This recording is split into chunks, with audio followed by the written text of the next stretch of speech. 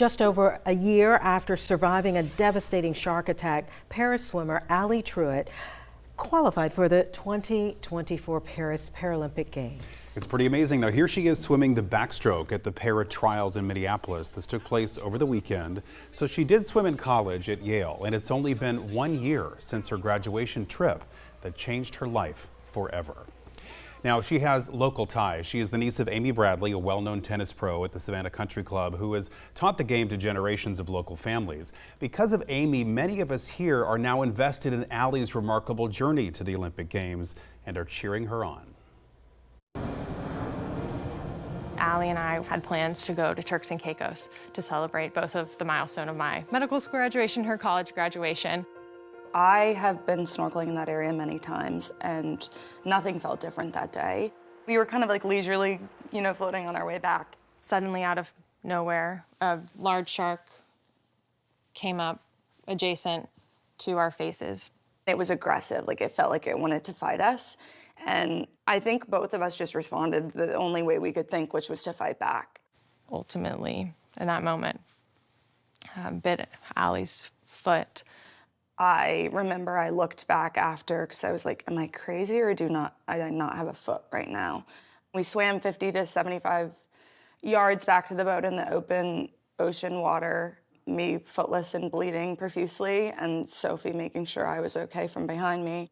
Immediately upon getting on the boat, Sophie tied a tourniquet on my leg to stop the bleeding and save my life. The phone rang and I could see it was an international number.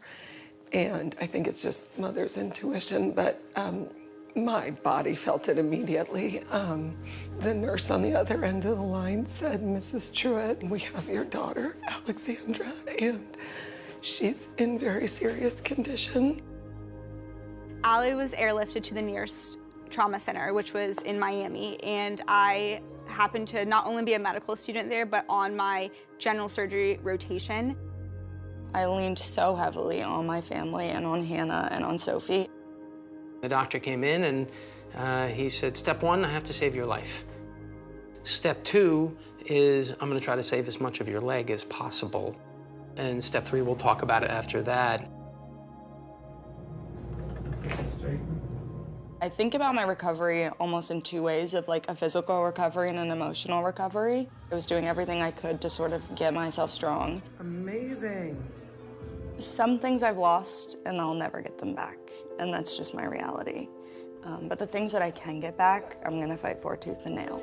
And swimming and the water has been a place I've loved forever, and I was determined not to lose that love. She started just working out with her old swim coach, who's been her swim coach since she was 12.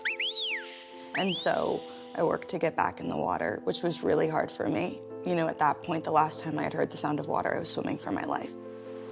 What Allie went through strips someone to their absolute core of who they are. And the core of Allie is inspiring, it is courageous, it is brave, kind, and at all points, Allie was who we know and love her to be.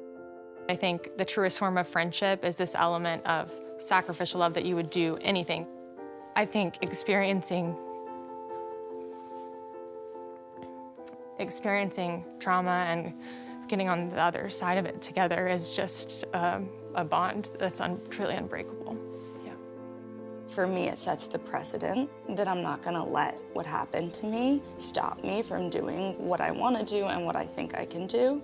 And I'm showing myself that I'm stronger than I thought.